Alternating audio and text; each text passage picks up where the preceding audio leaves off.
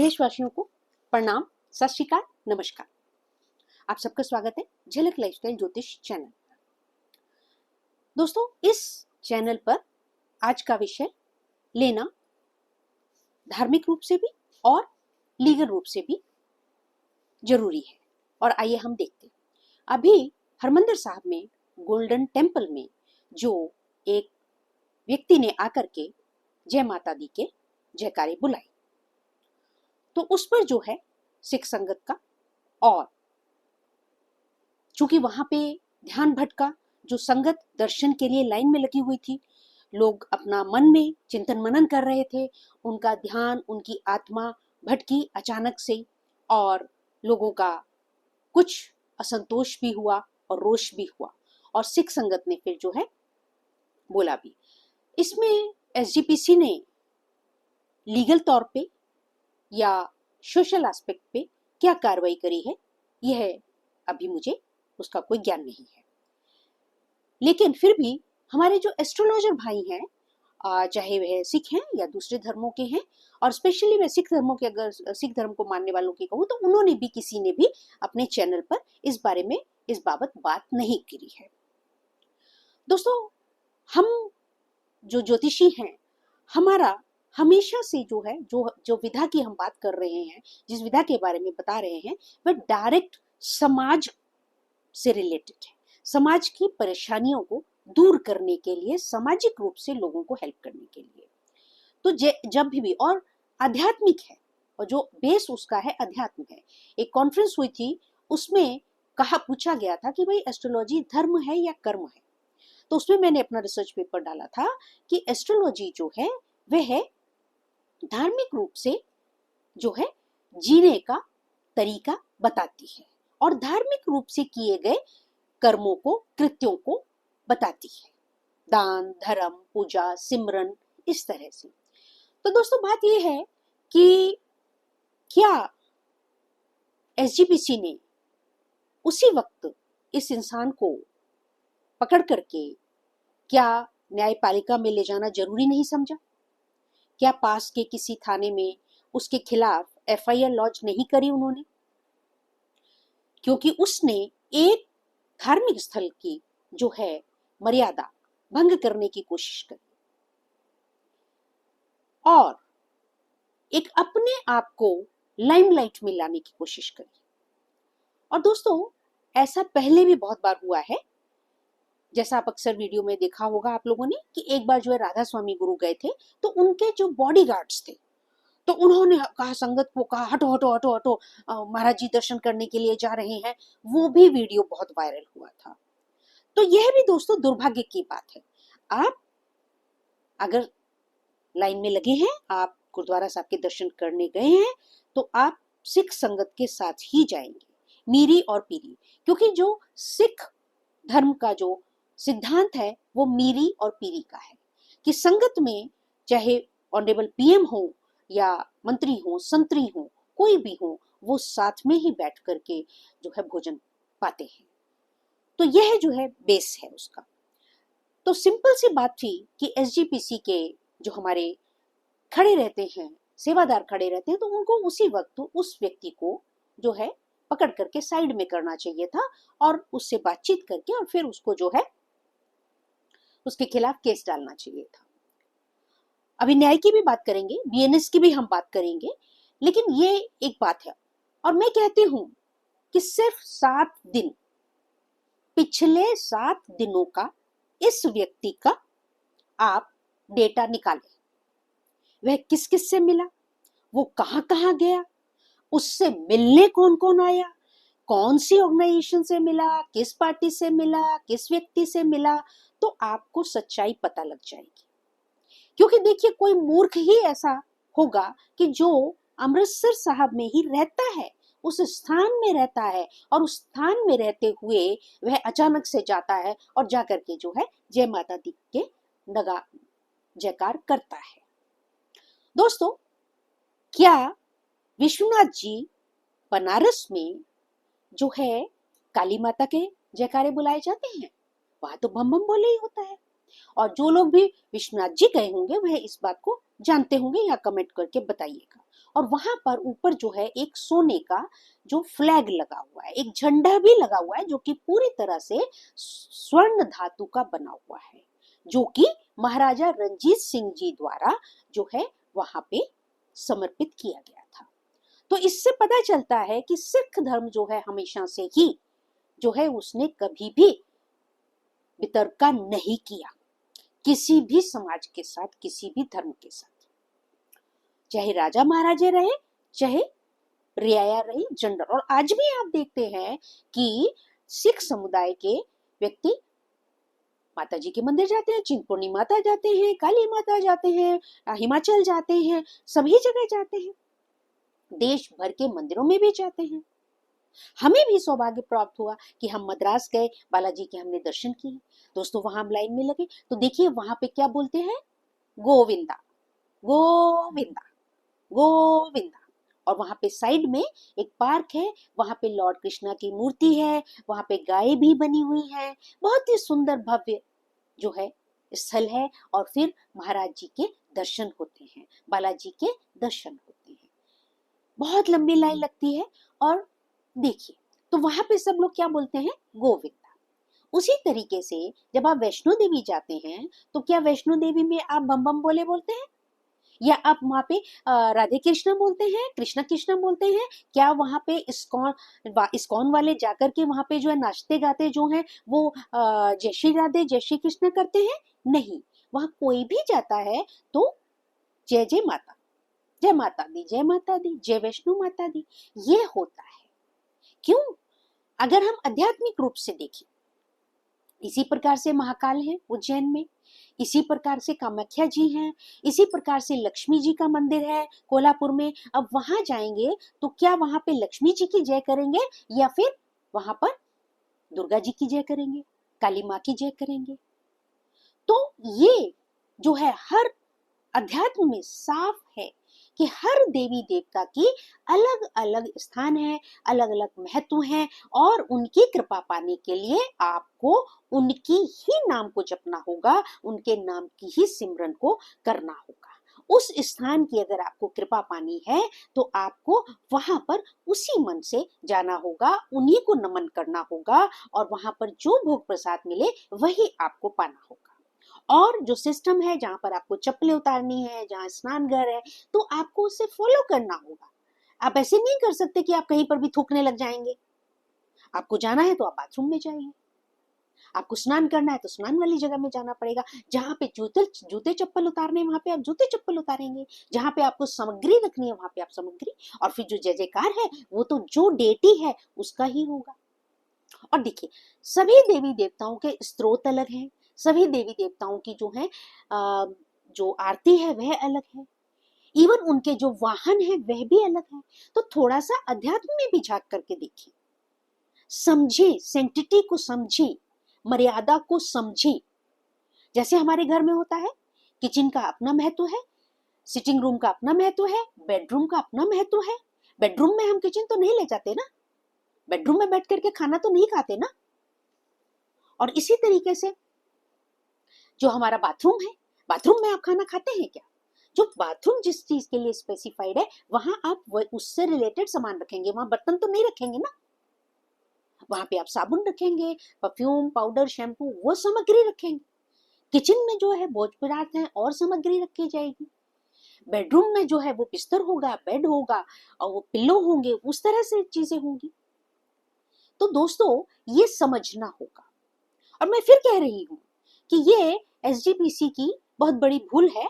उनको उसी वक्त जो है उसको एफआईआर लॉन्च करना चाहिए था, कानूनन उस पर एक्शन लेना चाहिए था।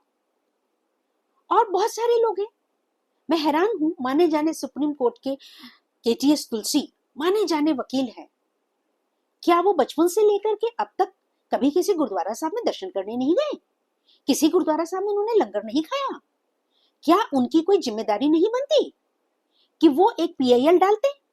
ऐसा पहले भी बहुत बार हुआ है कि गुरुद्वारा साहब में जो है गुरु ग्रंथ साहब के साथ मर्यादा भंग की गई, पेज फाड़े गए, पन्ने फाड़े गए, जबकि हमारे कॉन्स्टिट्यूशन में डिस्क्राइब्ड है कि गुरु ग्रंथ साहब ही लिविंग गुरु हैं, उनका दर्जा एक लिविंग गुरु का है, तो उनके पन्ने उन्हीं बेअदबी कैसे हुई? ऐसा बहुत बार पंजाब में हुआ है कि बेअदबी होती है, फिर उसमें कुछ ना कुछ जो है आग लगती है, फिर कुछ चर्चा मनन होती है। तो ये क्या है? क्या सिख समुदाय की, एसजीपीसी की ये जिम्मेदारी नहीं है कि इस पर चिंतन मनन गहन करें? और देखिए दोस्तों, जब मैं ये वीडियो डालने की तैयारी कर रही थी तो ऐसे ही मेरे मन में आया कि मैं एसजीपीसी के जो प्रेसिडेंट साहब हैं, मैं पहले उनको एक लेटर या ईमेल लिखूं। तो मैंने उनके बारे में सर्च किया, प्रेसिडेंट ऑफ एसजीपीसी। जब मैंने देखा तो देखिए, वो एक लर्नेड लॉयर हैं, वह स्वयं ही लॉयर हैं, हरजिंदर सिंह धामी जी। तो वह तो स्वयं ही लॉयर हैं, तो उन्होंने अब तक कोई एक्शन क्यों नहीं लिया? और दूसरी बात, सिंपल सी बात है, एक अपने जो आपके बुद्धिजीवी हूं, आपके अपने सेवादार हूं, आप उनसे कहें कि भाई इस इंसान का जो है मिलना जुलना और पता लगाया जाए, पिछले 10-15 दिन को उसका कच्चा चिट्ठा निकालिए कि वह किससे मिला, उसको साफ हो जाएगा कि उसने किसके उकसाने पे ये किया। अब वरना कोई तो ऐसा मूर्ख है ही नहीं जो ऐसी गलती करेगा। अब बात आती है, तरह तरह के कमेंट आते हैं। हालांकि इस विषय पर ज्यादा वीडियोस नहीं आए हैं, लेकिन कुछ ही वीडियोस हैं और उस पर बड़े अजीब अजीब कमेंट्स हैं। तो लोगों ने कहा है कि भाई माता तुम्मा तुम्मा होती है, तुम्मा का नाम लेने में क्या परेशानी है? बिल्कुल कोई परेशानी नहीं, सत्य वचन है। लेकिन आप जब ऑफिस जाएंगे तो वहां यस सर बोलेंगे या यस माता बोलेंगे? आप ऑफिस में काम कर रहे हैं तो आपके जो बॉस हैं वो अगर मैडम होंगी तो आप उनको मैडम बोलेंगे, अगर वो सर होंगे तो आप उन्हें सर बोलेंगे। तो क्या आप मैडम है तो क्या उनको यस माता जी बोलेंगे? या अब सर हैं जो है सीनियर हैं तो क्या आप उनको भी यस माता जी बोलेंगे या माता दी, माता जी हैं? आपको नमन है। क्या है बुद्धिजीविता? इससे पता चलता है कि हमारे देश का ब्रेन ड्रेन हो चुका है। ये 30-35 सालों पहले, आजकल के बच्चे तो पेपर पढ़ते ही नहीं है। हम लोग जब स्टूडेंट थे, जब यूपीएससी की तैयारी कर रहे थे और कॉम्पिटिटिव एग्जाम्स की तैयारी कर रहे थे, उस वक्त हम लोग न्यूज़पेपर पढ़ा करते थे। हॉस्टल में होता था, सबसे पहले जाकर के जो है मेस में जाते थे तो न्यूज़पेपर होता था, तो न्यूज़पेपर पढ़ा करते थे, देखा करते थे। आप लोग आजकल न्यूज़पेपर तो देखते ही नहीं है, तो आपको ज्ञान आएगा कहाँ से? बुद्धिजीविता आएगी कहाँ से? आपको सेंक्टम सेंक्टोरम्स के बारे में पता है? गुरु धामों के, भारत में जन्म लेकर के आपको धामों के बारे में पता नहीं है? आप जो है बाबा विश्वनाथ के दर्शन करने जाएंगे बनारस में, और वहां जाकर के आप जो है जय काली माता के वो लगाएंगे, जयकारे लगाएंगे, वहां बम बम बोले नहीं बोलेंगे, वहां विश्वनाथाय नमः नहीं बोलेंगे, महादेवाय नमः नहीं बोलेंगे, रुद्राय नमः नहीं बोलेंगे। आप वहां पे जो है माँ काली की जयकार बोलेंगे, आप वहां पे जो है हनुमान जी की जयकार बोलेंगे। क्या वह सही है? अपने हृदय से पूछिए, अपने दिमाग से पूछिए, क्या यह आपके संस्कार है? क्या यह आपकी बुद्धिजीविता है? तो कमेंट करने से पहले थोड़ा विचार करा करें, मन में चिंतन मनन करा करें। एग्रेशन से कुछ नहीं होने वाला है, और अगर कोई कहीं समस्या है तो उसके सॉल्यूशन के बारे में बताएं कि कैसे इस समस्या से सुलझा जा सकता था या सुलझा जाए। अब गुरु ग्रंथ साहब जी की अगर बेअदबी होती है, पन्ने फाड़े जाते हैं, उनको उनके सम्मान को भंग किया जाता है, तो कल को भगवत गीता का जो है सम्मान, मर्यादा खराब होगी, तब क्या करेंगे? कुरान की मर्यादा खराब होगी तब क्या करेंगे? बाइबल की मर्यादा भंग होगी तब क्या करेंगे? आप क्या किसी चर्च में जाकर के आप वहां पे जो है जय सिया राम बोलेंगे? आप जाएं, शांति से जाएं, दर्शन करें। अगर आपकी इच्छा है, गोवा में जैसे कि बहुत सारी चर्चेज हैं और बहुत सारे स्थान है, रमणीक स्थान है, दर्शन भी किए जाते हैं वहां पे, तो वहां जाकर के आप क्या करेंगे? गोवा में मानी जानी एक चर्च है जहाँ पे कि वो सेंट हैं, उनकी मम्मी रखी हुई है, तो वहां आप जाकर के जब उनके दर्शन करते हैं तो क्या वहां पे आप जय श्री राम, जय हनुमान, जय काली माँ ऐसे बोलेंगे, ऐसे जयकारे बोलेंगे? दिल्ली के पास में एक स्थान है लोटस टेम्पल। लोटस टेम्पल में क्या है?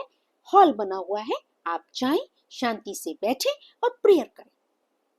मन में आपकी इच्छा है, आप जय राम जी बोले, राम राम राम राम राम राम बोले, कृष्ण कृष्ण कृष्ण कृष्ण बोले, कुछ भी करें मन में अपने, मन उसका मतलब ही है कि आप शांति से वहां बैठे चिंतन मनन करें, मेडिटेट करें। अब वहां पर आप जो है अगर ऊंचे ऊंचे जयकारे लगाने लगेंगे तो क्या आप उस स्थान की सेंटिटी को दूषित नहीं कर रहे हैं, प्रदूषित नहीं कर रहे हैं, उसकी जो शांति है उसको भंग नहीं कर रहे हैं? आप अपनी ही धुन में लगे हुए, तो आप अपने घर में बैठिए ना, अपने घर में बैठ के जब करिए। आप जिस भी इष्ट को मानते हैं, जो भी आपकी कुल देवी कुल देवता है, कृष्ण जी को माने, राम जी को माने, अब क्या राम मंदिर अयोध्या में जाकर के क्या इस्कॉन वाले नाचते नाचते ढोलक बजाते बजाते जय श्री राधे जय श्री कृष्ण करते हैं? या वो करे अगर वहां तो कोई सेंस है? वहां तो आपको जय श्री राम ही करना पड़ेगा ना, जय रामलला की ही करनी चाहिए ना, क्योंकि आप जिस स्थान पे जा रहे हैं आप उसे सम्मान तो दें, तभी तो आपको वहां से कृपा मिलेगी। तो इस प्रकार से दोस्तों सोचें, जब आप महाकाल के यहाँ जा रहे हैं तो महाकाल में लीन हो, महाकाल को याद करें। मंगलनाथ जी के मंदिर में जाते हैं तो मंगलनाथ जी को कृपा प्राप्त करने की कोशिश करें। जिस स्थान पे आप जा रहे हैं वहां पे इतना तेज होता है, ओज होता है, उस डेटी उस देवी देवता की कृपा पानी चाहिए। साउथ वाले बहुत लोग आते हैं, बिहार से भी बहुत लोग आते हैं हरमंदिर साहब में गोल्डन टेम्पल में दर्शन करने, लेकिन वो वहां पर जाकर के क्या वो ये बोलते हैं कि सबरीमलाई के की जय, अयप्पा, स्वामी अयप्पा, क्या ऐसा बोलते हैं? नहीं, शांति से आते हैं, लाइन में लगते हैं, दर्शन करते हैं, आसपास में बैठते हैं, एंजॉय करते हैं, और जिसको भोगन लंगर लेना है लंगर पाते हैं, और शांति से लंगर पा करके अपना अमृतसर स्थान और अमृतसर आसपास में और जगह पे दर्शन करते हैं, जलियांवाला बाग जाते हैं और जगह जाते हैं। तो ये आपको सोचना होगा। बोलने से आपके जो कमेंट है वो आपका बोलना ही है, वो आपके भाव ही जताता है। आपका कमेंट जो है वो आपके भाव, बोले हुए भाव लिखित रूप में है, तो इस बात का ध्यान रखें। आइए अब बात करते हैं दोस्तों बीएनएस, भारतीय न्याय संहिता 298, 299, 300, 301, 302, ये क्या है? 298, 299 क्या है? वो इसलिए है कि आप किसी भी धार्मिक स्थान को आप उसे तोड़े नहीं, आप उसे किसी भी तरह की क्षति ना पहुंचाएं, उस जगह की धार्मिक मान्यताओं को आप जो है डिस्टर्ब नहीं करें।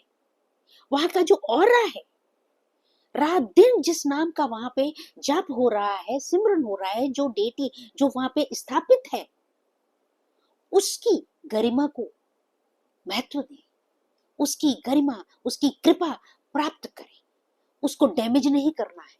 इसलिए बीएनएस की ये धाराएं हैं।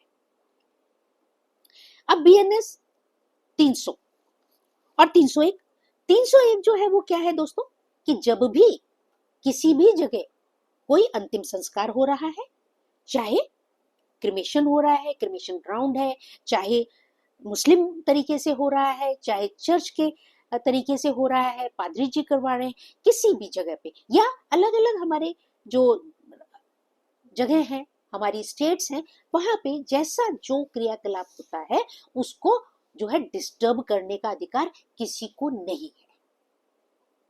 जो भी अर्चना पूजा क्रिमेशन के समय जो भी करती जाती है उसको किसी को डिस्टर्ब करने का अधिकार नहीं। ये है धारा बीएनएस की 301।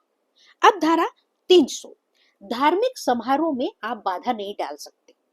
कहीं पर कथा हो रही है, भगवत गीता की कथा चल रही है, कहीं पे गुरु ग्रंथ साहब का पाठ चल रहा है, कहीं पर कोई जो है कृष्ण वो हो रहा है, कहीं पर कोई और समारोह मुस्लिम समारोह हो रहा है, तो वहां पर कहीं पर नमाज अदा करी जा रही है, तो वहां पर जो है आप उसमें बाधा न डालें।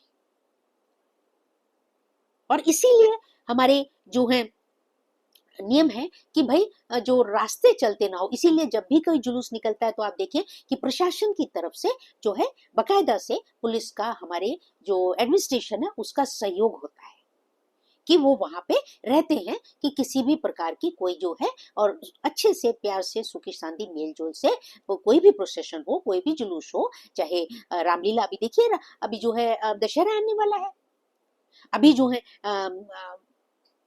बापा मोरिया गणेश जी का त्योहार था, तो अब क्या मराठी लोग आकर के गोल्डन टेम्पल में वहां पे बप्पा मोरिया के ऊंचे ऊंचे जो है वो लगाने लगेंगे, जयकारे लगाने लगेंगे? ऐसा तो कभी भी नहीं आज तक हुआ। और फिर अचानक से ये कैसे हो गया? और फिर यह व्यक्ति तो रहने ही वाला वहां का है, अमृतसर का है, तो उसको इतना भी ज्ञान नहीं है। और अब वो कहता है कि तुरंत उसने 24 घंटे के अंदर अंदर उसने मामला, ये तो वही बात हुई ना कि पहले किसी को थप्पड़ मारो, किसी की जिंदगी आपने जो है पीट दिया, 4 थप्पड़ लगा दिए, बेइज्जती कर दी उसको जो है, और उसके बाद में आपने तुरंत सॉरी बोल दी कि मैं आके नाक रगड़ दूंगा, मैं सॉरी कर दूंगा। आपने कहीं किसी देव स्थान में जो है पहले थू थू किया, थूक दिया, और उसके बाद में जो है आप बोलेंगे कि साहब मैं साफ कर देता हूँ, मैं पूरे पूरे स्थान को मैं गंगा जल से धो दूंगा, या मैं पूरे स्थान की सफाई कर दूंगा। अरे भाई, आपने ऐसी मूर्खता करी ही क्यों है? आपको उस स्थान की आपको पता ही नहीं है। आप अपने घर में कहीं भी बैठते हैं तो थू थू करते रहते हैं। आप अपने घर में बैठते हैं तो क्या दिन भर जो है आप जो है जय माता दी दिन भर 24 घंटे चलता है? आप अपने परिवार में जो है बेडरूम में अपनी पत्नी को या अपने जीवन साथी को सोने नहीं देंगे, तो कितनी अव्यवस्था हो जाएगी घर में। आप कहेंगे मैं तो जय माता दी कर रहा हूँ, मैं तो भगवान का नाम ले रहा हूँ, बच्चों को पढ़ना है। अब आप जो है ऊंचा ऊंचा लगे हैं सिमरन करने, और फिर आप कहेंगे जी मैं तो पूजा कर रहा हूँ, मैं तो भगवान का नाम ले रहा हूँ, मैं तो जय सिया राम बोल रहा हूँ। ऊंचा ऊंचा आप जो है म्यूजिक सिस्टम लगा देंगे, भजन लगा देंगे, चाहे आस पड़ोस में कोई बीमार हो रहा हो। तो क्या ये बुद्धिमत्ता है? अब बात है दोस्तों 302, बीएनएस की धारा 302, ये यहाँ पे चर्चा करना जरूरी था दोस्तों, ताकि हमें पता चले, आप लोग समझें इन चीजों को। ये सिर्फ एक हरमंदिर साहब की बात नहीं है, ये सभी धर्म स्थानों की बात है। और ये बीएनएस जो है सभी धर्म स्थानों पे जो है लागू है, पूरे देश भर में। जो हमारे देश की इतनी सुंदर विविधता है, उसको ज्ञान प्राप्त करिए, उसे पढ़िए, उसे जानिए। और किसी भी धर्म स्थान में आप जाते हैं तो आजकल तो गूगल है, आपको तो किताब भी नहीं पढ़नी है, सीधे अपना मोबाइल में देखिए कि किस डेटी का, किस गुरु का। इवन गुरुद्वारा साहब भी अलग अलग गुरुद्वारा साहब हैं। जो सरहंद में है वो महाराज गुरु गोविंद सिंह जी के 2 छोटे पुत्र जो हैं वो दीवार में चुनवा दिए गए थे, वो उनके निमित्त है। तो वहां पे आपको उस भावना से जाना है। गुरु गोविंद सिंह जी की माता जी की वहां पे मृत्यु हो गई थी, गुजर कौर जी, तो आपको उस भावना से वहां जाना है। हाँ, जब गुरु नानक देव जी का जन्म है, उत्सव है, जब पर्व है, तो वहां पे और खुशियां हैं, वहां दूसरे तरीके की आप भावना रख सकते हैं। आप थोड़ा म्यूजिक लाउड भी लगा सकते हैं, कहीं पर बच्चे इकट्ठे होकर के गुरु नानक बर्थडे पे डांस गाना भी कर सकते हैं, भांगड़ा भी कर सकते हैं, गिद्दा भी कर सकते हैं, क्योंकि वह जन्म पर्व है, उत्सव है, जन्म का उत्सव है। तो मूलभूत को तो समझते हैं ना। इसी तरह से जब भी किसी गुरुद्वारा साहब में जाएं तो उसकी जानकारी प्राप्त करें कि कौन से गुरु साहब की जो है वो उनको समर्पित है वो गुरुद्वारा। जैसे पटना साहब है, पटना साहब गुरु गोविंद सिंह जी के जन्म का है। और जो पोंटा साहब है हिमाचल में है, पटना साहब बिहार में है, और हिमाचल में जो है वो पोंटा साहब है। पोंटा साहब जो है वो महाराज गुरु गोविंद सिंह जी की कर्म स्थली है हिमाचल। वहां पे उन्होंने 40 कवि रखे थे, वहां पर उन्होंने कवियों को, और उन्होंने कितनी भाषाओं के ज्ञाता थे, मैथिली, संस्कृत, उर्दू, फारसी। गुरु गोविंद सिंह जी जैसे लर्नेड गुरु को बलबल जाऊं। ऐसे नहीं कहा जाता। एक मुस्लिम राइटर ने लिखा कि शहनशाह, शाहों के शाह शहनशाह गुरु गोविंद सिंह, वाहो वाहो गुरु गोविंद सिंह, ऐसे ही नहीं बोला। तो थोड़ा सा प्राप्त कीजिए, ज्ञान को प्राप्त कीजिए, जानिए सच को, मर्यादा को जानिए। अपनी थू थू करवाना, अब उन्होंने क्या दिया था मैं माफी मांग लूंगा, नहीं, माफी नहीं। उनके खिलाफ कानूनन धारा बीएनएस की 302, जानबूझकर किसी व्यक्ति की धार्मिक भावना को आहत करने के उद्देश्य से ऐसे शब्द बोलना जो वहां पर करना उपस्थित व्यक्तियों की भावना को आहत करना, कोई व्यक्ति जानबूझकर करे तो उसको 1 वर्ष की सजा है और जुर्माना भी हो सकता है, दोनों चीजें। ये है बीएनएस की धारा 302। इस बात को समझ लें, आप लोग थोड़ा ज्ञान रखें, स्पिरिचुअल भी, लीगल भी, सोशल भी। सोशल बनिए, समाज बनिए। आजकल हमारा समाज इतना प्रदूषित हो चुका है कि पूछिए ही मत। अभी जो माइग्रेंट्स का एक मुद्दा है वो अलग है, उस पर एक अलग वीडियो हो जाएगी, वो मैं अपने दूसरे चैनल पे डालूंगी, क्योंकि यह ज्योतिष का था और ज्योतिष में अध्यात्म है।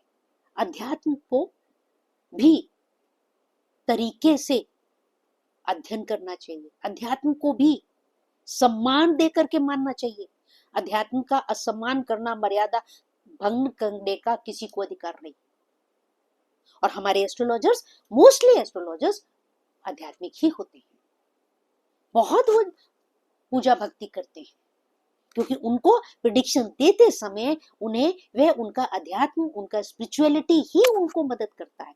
किताबों में लिखा है, ऋषि मुनियों ने लिखा है, पाराशर जी ने अपने मत दिए हैं, भृगु ऋषि ने अपने दिए हैं, जैमिनी ऋषि ने अपनी बात कही है। लेकिन कोई भी एस्ट्रोलॉजर बिना अध्यात्म के इस विधा का ज्ञान पा ही नहीं सकता।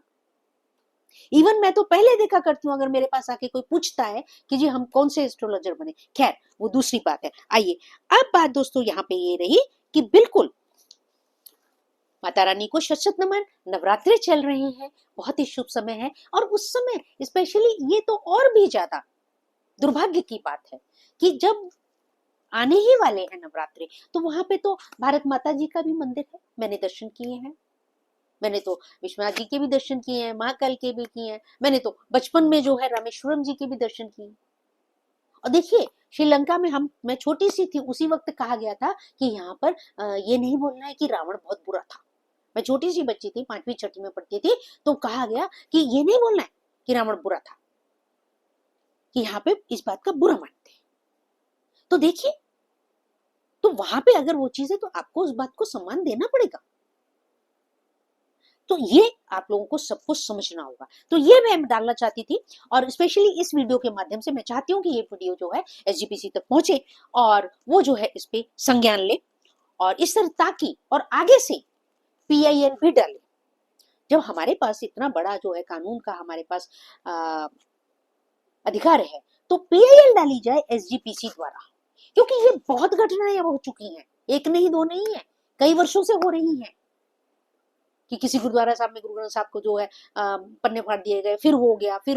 कोई गुरुद्वारा साहब के अंदर जो है जूते लेकर के ही चला गया, किसी ने वहां पर जो अस्त्र शस्त्र रखे हुए थे उनको साथ छेड़छाड़ करी। ये बहुत बार घटनाएं आई हैं, वीडियोस होंगे तो मिल जाएंगे आपको, देख लीजिएगा। तो ये शोभा नहीं देता। किसी भी स्टेट के कोई भी स्थान है, कोई भी मंदिर है, कोई भी धर्म स्थान है, वहां पर ऐसी घटना नहीं होनी चाहिए। तो इस प्रकार से दोस्तों इस वीडियो को ज्यादा से ज्यादा शेयर करिएगा और बिल्कुल कमेंट कीजिएगा, ज्यादा से ज्यादा कमेंट कीजिएगा और अपना बताइएगा कि क्या एसजीपीसी को लीगल हेल्प लेनी चाहिए और इस समय में उनको क्या करना चाहिए, और इसके लिए हमें पीआईएल करनी चाहिए, और हर धार्मिक स्थान की सुरक्षा और हमारे धर्म ग्रंथों की सुरक्षा कैसे रखी जाए, उसके लिए क्या किया जाना चाहिए लिखिए। आप सजेस्ट तो करें, आप कमेंट तो करें। धन्यवाद आप सबका बहुत बहुत बहुत।